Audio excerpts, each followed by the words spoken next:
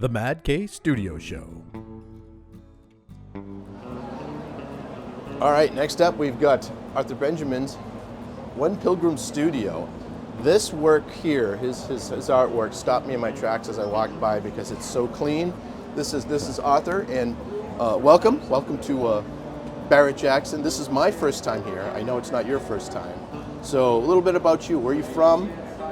And how did you end up at Barrett Jackson? How many shows have you been to here? Well, I started off as a frustrated racing driver who combined art and never really looked back since. So what I've been able to do is build up enough color and tension and excitement through my work.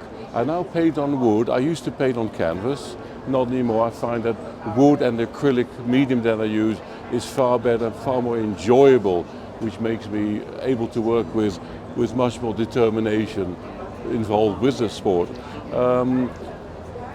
I've been doing Barrett Jackson now for about 10 years, but the main thing is to get this energy through, and the fact is that my work is utterly unique. The painting on my shoulder here is a fictitious movie poster of an existing event which happened in 1955, the Millimilia, between Sterling Moss and Dennis Jenkins, and the co-driver. Legends. Quite right. So I built it into a fictitious movie poster, and the painting on the right, Race to Victory, is something similar. Although I've not painted in, I've made an idea of having a name and having all the associated race drivers of that period to come in with it. But it doesn't mean that the client wants that particular. They can have their own film, their own title, and their own people, so themselves, their family members, their dogs, their cats, their children, their grandchildren. So I think it's an ideal way of promoting my work as something unique and out of the box in a blue sky manner. It really stands out. I mean, and to stand out here, that's saying something. You're talking about the tension. This one really does it. I mean, there is so much tension in this of just, you can just feel the speed. And it's so simple. I mean, it is simple, it's stark, effective. I was given a beautiful compliment some years back when a gentleman visitor said that I make white look like a color, which makes it so more roomy and area. Now, another thing that I've done, not just with this particular painting, but with other paintings, is to imbue upon the car a sort of advertising. So if someone wanted to promote their business, their work, I could put a logo of their company on my car. And I've done so with this one, Grand Prix Originals USA. That's not on the car, but I put it in there, and it just fits absolutely perfectly. That's seamless, it blends right in. Yes. I would have never known if you had told me. And this one here, this is just the what I tell love, us a little bit about this. Is that a Lola? No, it's a McLaren. McLaren, okay. Canon McLaren in the days when they were exceptionally professional and they still are professional, but exceptionally successful in that period. But that's a car which is made out of aluminium, made an honest-to-God car, honest-to-God suspension, off the shelf, and these guys drove them. And we actually stripped the bodywork off.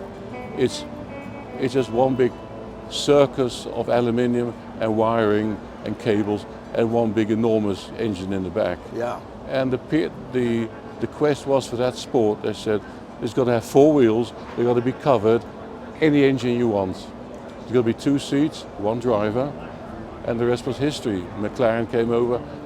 Lola, I think, if I remember well, were the first champions. Then McLaren took over, and then basically Porsche came afterwards and stole the whole scene away. What you're doing right now is the beauty.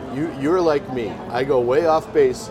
We're come here to talk about the art, and we end up talking about cars and racing. That's and right. It is a passion, and I found this with all of I'm talking with the rest of the artists that are here, the 7 or 8 of them, and it's a common thread. There's a passion.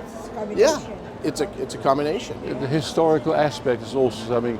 Everything I'm interested in has an historic aspect and an historic base. That's so very important. These are all moments in time. Absolutely. Every one and even if it's just created, these are moments in time. It's a still, and the beautiful thing is that they're like words from a ballad, a song, a poetry.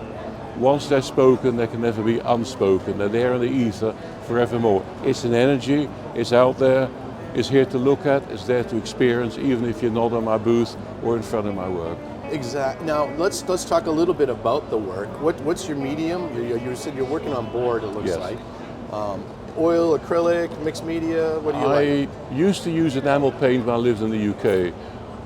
Very colorful, takes hours to dry, so there's no spontaneity with it, well, which I can do with the acrylic work.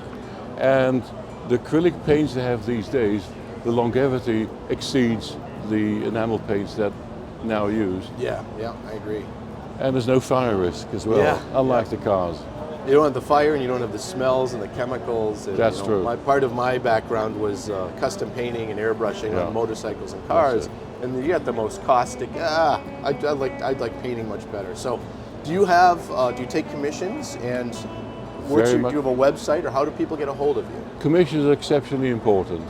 Although I have notices, they're not in your face enough to make people realize that I do commissions. It's the mainstay, whether it's a car in front of their car, on their drive, in front of their garage, their mansion, or automotive racing stuff. I've done it all my life.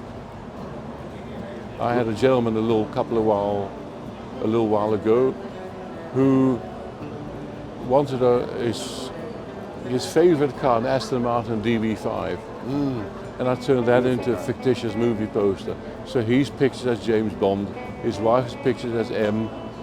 Oh, that's fantastic. And as the credits, there's his kids, his grandkids, and even the pet dogs. Oh, I love all it. in front of their car. Well, this is great. The possibilities are endless. It's blue sky thinking. There's no end to it. How would someone get a hold of you? Do you have a website or an email? Let me see one of those right here. I'll hold it up. Look at that. There, QR code for everybody right there. Yes. And that'll take you, that's Arthur Benjamin. They're on the front side here. We're going to do that.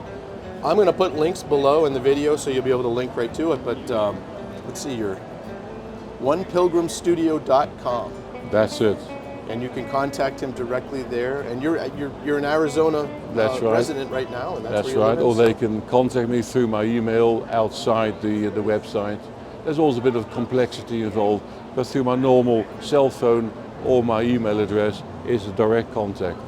Excellent. Well, thank you so much for your time here. The work is exemplary. Thank you. Like I said, it stopped me in my tracks. I was walking. And what a great community of artists as well, too. Oh, we do. All of the artists are like, oh, you've got to make sure you go see him, and make sure you go talk to him. Because everybody's so different. Everybody's exactly. High diversity, which is great. We're all friends. The's no competition. Yeah. This is our 13th Barrett Jackson, so we know everybody. I love it. Yeah. So anyway, thank you so much for your time. Thank you for having us. I'll put links below for everybody that wants to order something. He has prints available too. And that's a great way to get into this stuff. Suppose you're just new at it and you're not looking at spending thousands and thousands of dollars on an original. You can get a print for a few $100s and have a really unique, one-of-a-kind piece on your wall. So, thank you again, Arthur. I really appreciate it. It was great talking to you. We had a great talk yesterday too, so I was glad to come back. Thank you for featuring us. We will talk to you later.